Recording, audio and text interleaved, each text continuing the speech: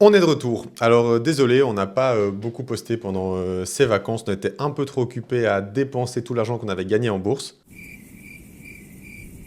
Alors comme vous le savez maintenant, depuis le mois de janvier, j'investis 100 euros en bourse tous les mois, dans deux ETF différents. Alors jusque-là, d'un point de vue financier, on va dire que le bilan est plutôt bon. Mais il y a quand même une question qui revient régulièrement, c'est finalement dans mes ETF, qu'est-ce qu'il y a exactement? Pour le savoir, avec Nicolas, on a ouvert le capot et regardé ce qu'il y avait exactement en fait dans le contenu, et je vous présente ça tout de suite. Sur Revolut, mon ETF contient un peu moins de 1300 actions différentes. L'ETF investit principalement dans les secteurs de la tech à hauteur de 37% et de la finance pour 16,5%. Les actions sont réparties entre 23 pays, mais avec une très large majorité d'actions américaines. Elles représentent 72% du total, contre seulement 0,3% d'actions belges.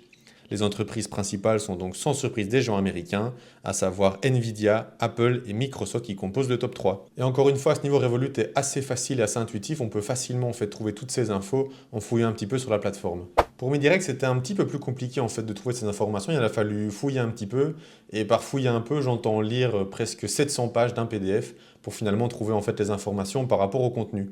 Le secteur de la tech est à nouveau en tête avec environ 30% des parts. Sur MiDirect, l'ETF contient également des parts dans des pays émergents, ce qui augmente la répartition géographique. Cela étant, les États-Unis représentent tout de même 63,5% des actions. Et c'est donc à nouveau le trio Apple, Nvidia, Microsoft qui prennent le plus de place dans l'ETF. Bon, si vous investissez uniquement pour le rendement, au final, la composition ne sera pas très importante pour vous. Par contre, si vous cherchez un ETF qui est plus en lien avec vos valeurs, qu'elles soient sociales ou environnementales, ce genre d'ETF, ça peut éventuellement vous décevoir. Et je ne vais pas vous mentir, c'est un peu mon cas. À choisir, je préférerais financer autre chose que Jeff Bezos et tous ses copains. Mais est-ce qu'on peut trouver un ETF qui soit à la fois responsable d'un point de vue social et écologique, mais qui soit en même temps rentable? Rendez-vous le mois prochain pour le savoir.